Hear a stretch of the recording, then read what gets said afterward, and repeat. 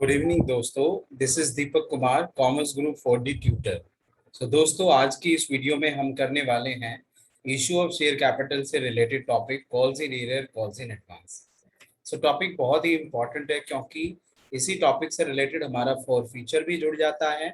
तो बच्चों, पिछली वीडियोस में हमने सीखा था शेयर कैपिटल के बारे में कि शेयर कैपिटल को कैसे इशू किया जाता है, क्या प्रोसीजर रहता है। तो वो पिछले वीडियो में हमने किया था। अब इस वीडियो में आज हम करेंगे कॉल्स इन एरर और कॉल्स इन एडवांस के बारे में। देखो बच्चों, कॉन्सेप्ट क्लैरिटी बहुत इंपॉर्टेंट है। तो इसीलिए मेरा मोटिव यही है कि आपको हर टॉपिक से रिलेटेड इजी लैंग्वेज में और आपके लेवल से कंटेंट क्लैरिटी दी जाए। तो कॉल्स इन एरर क्या होता है? तो देखो बच्चों, इंस्टॉलमेंट में जब कंपनी पैसा मंगवाती है, जैसे कि एप्लीकेशन, अलॉटमेंट और कॉल पर। तो देखो बच्चों, एप्लीकेशन तो हमारे शेयर होल्डर पे कर ही देते हैं क्योंकि विदाउट एप्लीकेशन उन्हें शेयर होल्डर बनाया भी नहीं जाएगा। उसके बाद फिर अलॉटमेंट और कॉल का एक ड्यू टाइम होता है। तो अगर हमारे शेयर होल्डर ड्यू टाइम पर पेमेंट करने में फेल कर देते हैं तो उसको बोला जाता है कॉल्स इन एरियर। तो कॉल्स इन एरियर रूल के हिसाब से हमारे लिए बन जाता है एक लॉस, एक नुकसान, और नुकसान को कर देते हैं डेबिट एज पर द नॉमिनल अकाउंट। तो जब भी अगर कोई भी शेयर होल्डर ड्यू टाइम पर अलॉटमेंट या कॉल का पैसा नहीं पे करेगा तो उसे हम कॉल्स इन एरियर अकाउंट में डेबिट कर देंगे क्योंकि वो एक लॉस के रूल के हिसाब से चलेगा। अब बात ये आती है कि कॉल्स इन एरियर को डेबिट कहाँ किया जाएगा। तो बच्चों, टॉपिक को समझने की कोशिश कीजिए। यहाँ पे बोल रहा है कि भाई कॉल्स इन एरियर मीन्स कि जो पैसा शेयर होल्डर ने टाइम पे नहीं किया। तो इट मीन्स क्या है कि ये पे से रिलेटेड है, मतलब जहां पेमेंट वाली एंट्री है।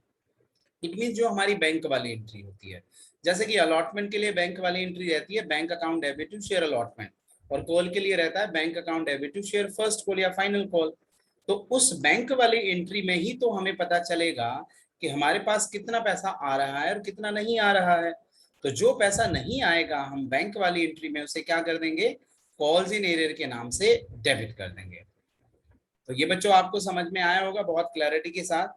उसके बाद बात करते हैं हम कॉल्स इन एडवांस।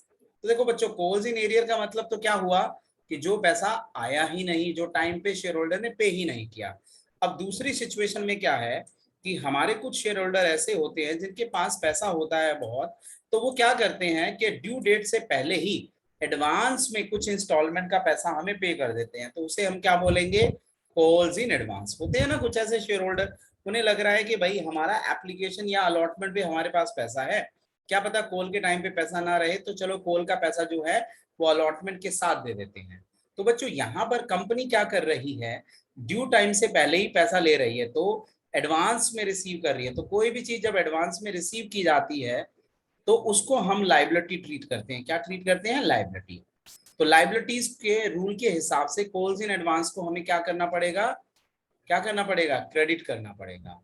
तो इट मीन्स क्या है कि जो पैसा हमारे शेयर होल्डर टाइम से पहले अगर पे कर रहे हैं तो जहां उसकी पेमेंट हो रही है टाइम से पहले, वहां कॉल्स इन एडवांस के नाम से उसको क्रेडिट कर देंगे एज लाइबिलिटी।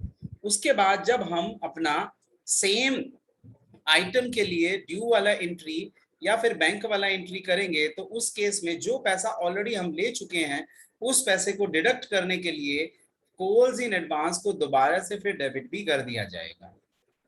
तो कॉल्स इन एडवांस क्या रहा कि जब शेयर होल्डर ड्यू टाइम से पहले ही कुछ इंस्टॉलमेंट का पैसा पे कर दे तो एक बार उसे हम बैंक वाली एंट्री में क्रेडिट करेंगे, और दूसरी बार जब वो एक्चुअली में ड्यू होगा अमाउंट उस इंस्टॉलमेंट का, उस टाइम पर उसको हम डेबिट कर देंगे। मतलब उतना पैसा हम दोबारा नहीं लेंगे क्योंकि ऑलरेडी हम उतना पैसा ले चुके हैं। तो ये है कॉल्स इन एरर और कॉल्स इन एडवांस। अब इससे रिलेटेड हम एग्जांपल देखते हैं बच्चों, फिर हमें समझ में आएगा कि क्या कॉल्स इन एरर और क्या कॉल्स इन एडवांस है। तो सपोज फॉर एग्जांपल कि x limited 10,000 share of 10 each issue करता है और उसको 10 रुपीज के प्रीमियम पे करेंगे। तो बच्चों, पहली बात तो समझने वाली ये है कॉन्सेप्ट में कि यहाँ पर 10 रुपीज तो फेस वैल्यू रहने वाला है और 10 रुपीज क्या रहने वाला है, extra amount, that is premium. So it means हम टोटल पब्लिक से कितना पैसा रिसीव करने जा रहे हैं, 20 रुपीज। कितना करने जा रहे हैं, 20 रुपीज।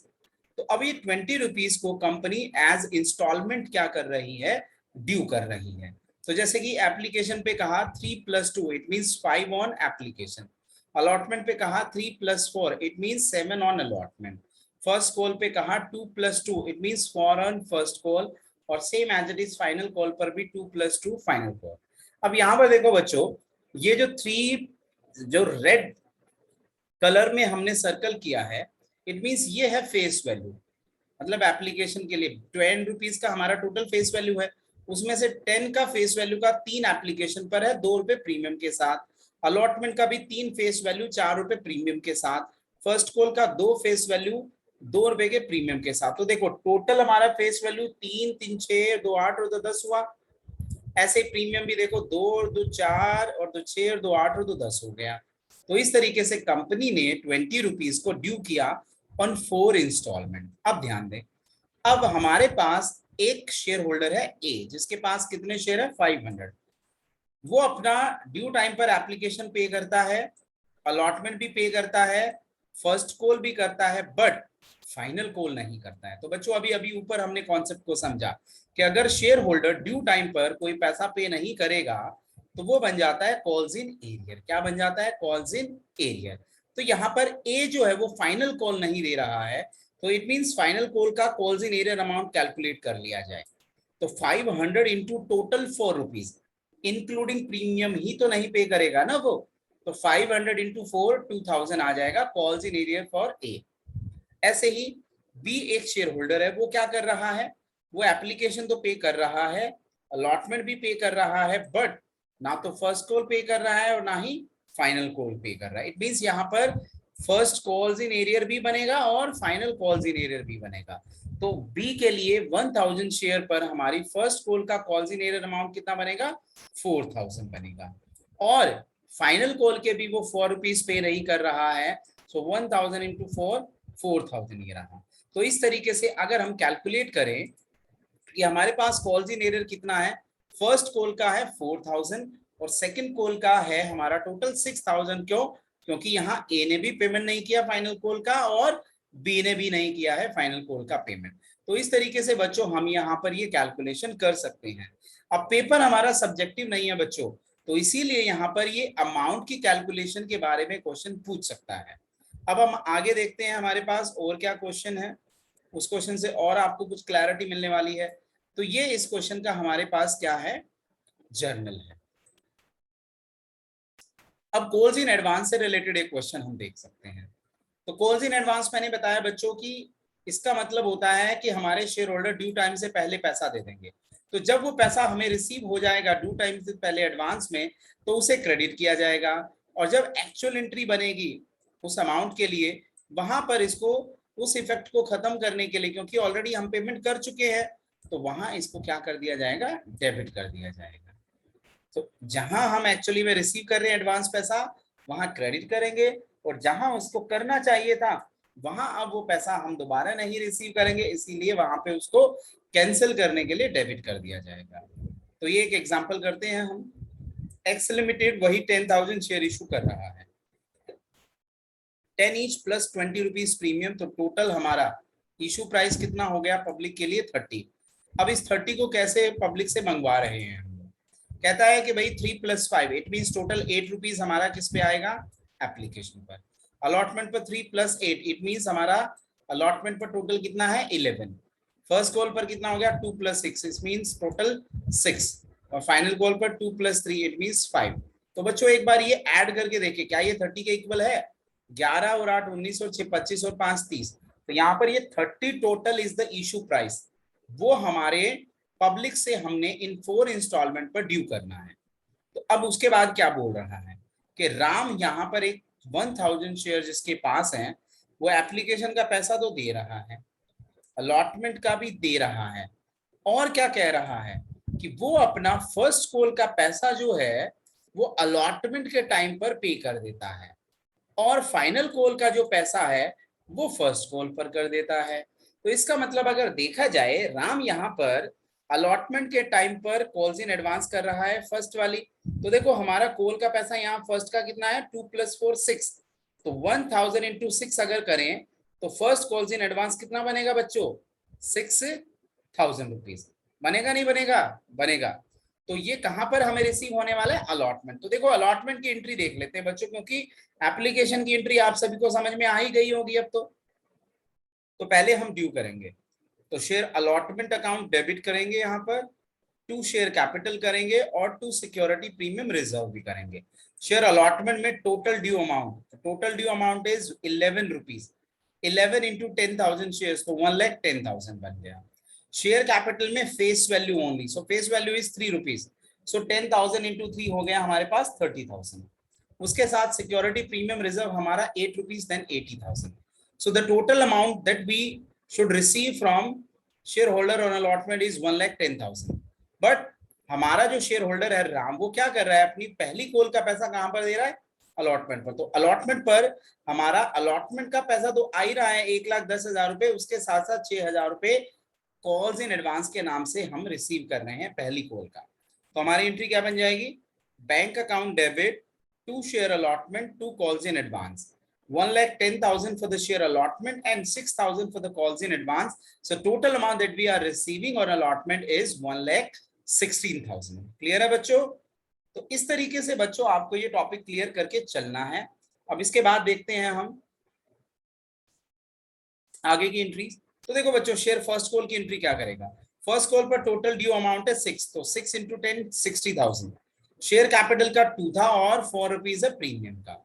अब फर्स्ट कॉल का पैसा रिसीव करते हैं, तो बैंक अकाउंट डेबिट, अभी अमाउंट ना डाले बच्चे, पहले अपनी एंट्री को कंप्लीट करें। उसके बाद to share capital, to share first and final call जो भी होता है, तो फर्स्ट कॉल को हम रिसीव कर रहे हैं। तो देखो नॉर्मल हमारा एंट्री क्या बनता है, bank account debit to share first call. अब यहां फर्स्ट कॉल पर भी फाइनल कॉल का कुछ पैसा एडवांस आ रहा है, तो वो ये क्रेडिट हो जाएगा यहाँ पर 1,000 इंटू 5 रुपीज के हिसाब से 5,000। और इस फर्स्ट कॉल का पैसा 1,000 पर 6,000 rupees already as liability show कर दिया। अब इस लाइबिलिटी को डिक्रीज कर देना है, तो यहाँ पर 6,000 हम माइनस करने के लिए डेबिट करेंगे। सो देखो बच्चों, टोटल कितना पैसा आना है 65, उसमें से 6,000 हमारा आ नहीं रहा है, तो टोटल हम कितना रिसीव कर रहे हैं, टोटल हम रिसीव कर रहे हैं यहाँ पर कितना रिसीव कर रहे हैं 59,000। उसी तरीके से अब फाइनल कॉल करते हैं, तो share final call account debit to share capital to security premium. अब यहां पर ये पैसा रिसीव कर ले, कैसे, बैंक अकाउंट डेबिट हो गया। अब जो पैसा ऑलरेडी एडवांस आया था फाइनल कॉल का वो डेबिट कर देंगे।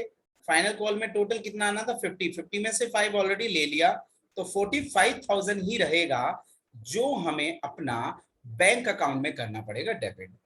तो बच्चों ये था हमारा topic calls in arrear and calls in advance से रिलेटेड। होपफुली आपको इस वीडियो के थ्रू हमारा कॉल्स इन एरियर और कॉल्स इन एडवांस का जो टॉपिक है वो क्लियर हुआ होगा। अब बच्चों हम आगे बढ़ते हैं और एक और टॉपिक आज हम करेंगे, उसका नाम है issue of share other than cash. Issue of share other than cash क्या करेंगे बच्चों, issue of share other than cash.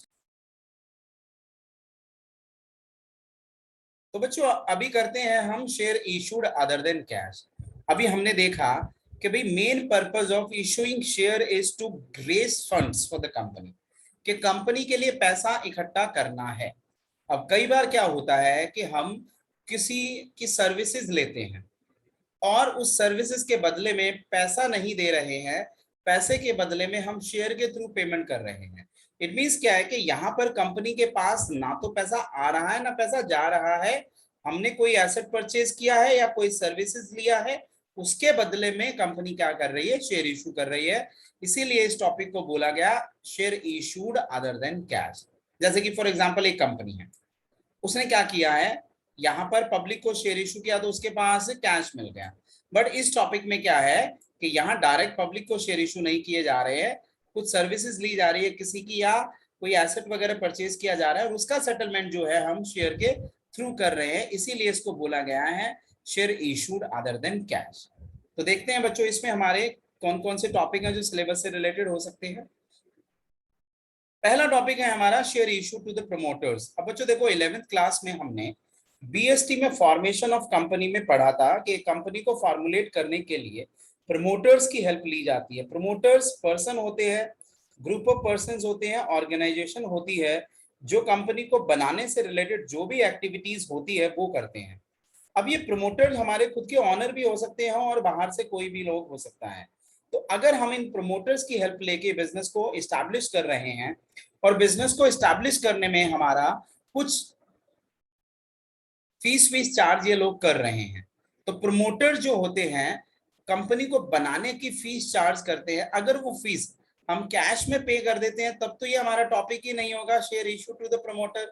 हम बात ही यही कर रहे हैं कि प्रमोटर की जो फीस है वो पे करनी है थ्रू शेयर इशूड। तो उसने हमें सर्विस दी है, उस सर्विस के बदले में हम उसे क्या दे रहे हैं, शेयर दे रहे हैं। तो इसमें हमारा रूल क्या लगेगा भाई, उनको फीस देना हमारे लिए एक एक्सपेंस रहेगा और उस एक्सपेंस का नाम क्या रहेगा, इनकॉर्पोरेशन एक्सपेंसेस, या यहाँ पे हम कोस्ट भी लिख सकते हैं, इनकॉर्पोरेशन कोस्ट। और क्या इशू कर रहे हैं, शेयर कैपिटल। तो हमारे लिए शेयर कैपिटल से लायबिलिटी क्रिएट हो रही है बच्चों, बिल्कुल हो रही है। तो यहाँ प्रमोटर्स को अगर शेयर इशू कर रही है कंपनी तो हमारी जर्नल क्या बनेगी, इनकॉर्पोरेशन कॉस्ट या incorporation expenses account debit to share capital. और नरेशन क्या बन जाएगा, being share issue to the promoters। For example Manohar एक प्रमोटर है जिसको पे करना है ₹2 लाख और वो पे किया गया है equity share of 10 each by ABC limited. तो यहां पर अगर एबीसी लिमिटेड को जर्नल पास करना पड़े तो क्या जर्नल पास करेंगे, इन कॉर्पोरेशन कॉस्ट या expenses account debit to share capital by 2 lakh rupees, because we are giving 2 lakh rupees through equity shares. तो नंबर ऑफ शेयर्स कितने इशू करेगी यहाँ पे कंपनी, भाई 2 लाख अमाउंट है उसको तुम डिवाइड कर दोगे फेस वैल्यू से या इशू प्राइस से। तो इट मींस 20,000 शेयर जो है कंपनी इशू करेगी प्रमोटर्स को for the services given by the promoters to the company. तो ये था टॉपिक हमारा share issue to the promoters. अब हम बात करते हैं नेक्स्ट टॉपिक हमारा, वो है share issue to underwriters. Share issue to underwriters. तो बच्चों देखो जरा, हमारे यहाँ पर जब हम डायरेक्ट पब्लिक को शेयर इशू करते हैं तो पब्लिक से हमें एक मिनिमम अमाउंट का एप्लीकेशन मिलना जरूरी है। सब्सक्रिप्शन का मतलब है यहाँ पर कि हमारा जो पब्लिक है वो अप्लाई करे।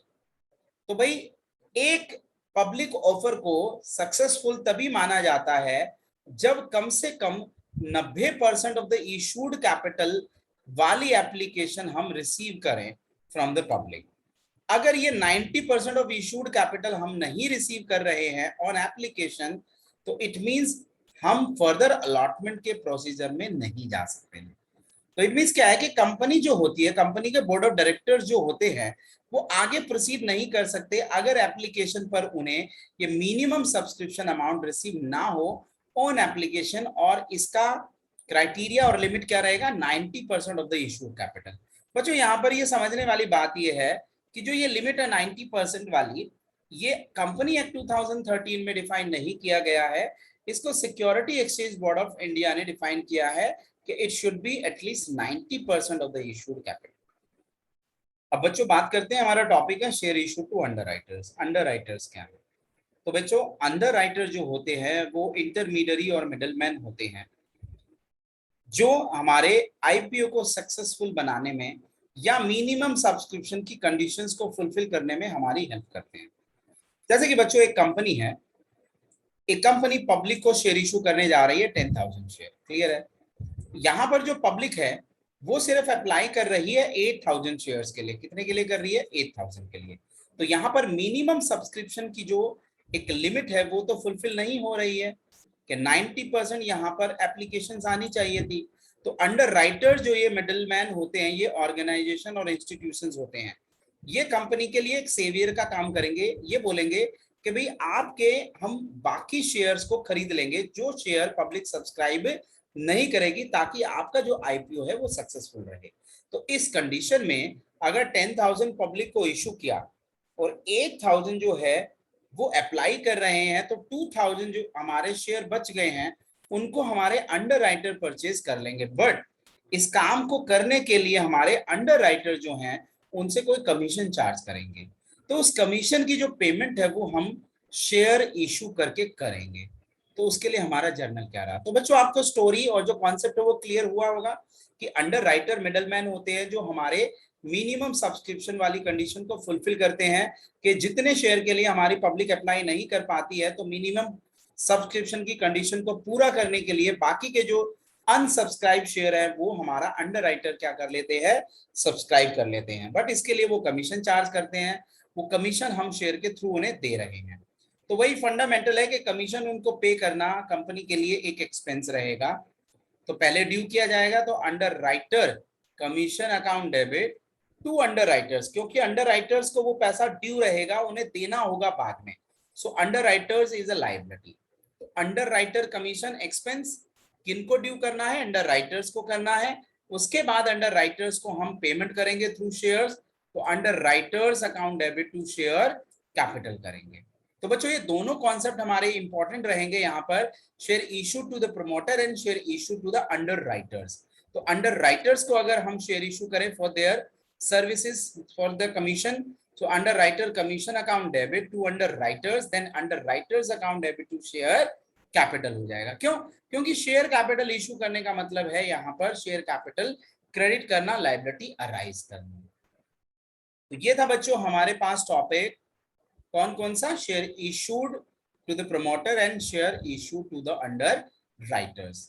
तो बच्चों आज की इस वीडियो में हमने अपने इन दो टॉपिक को करने की कोशिश की, एक calls in arrear calls in advance, और दूसरा share issued other than cash, जिसमें हमने लिया share issued to the promoter and share issued to the underwriters for the underwriting commission.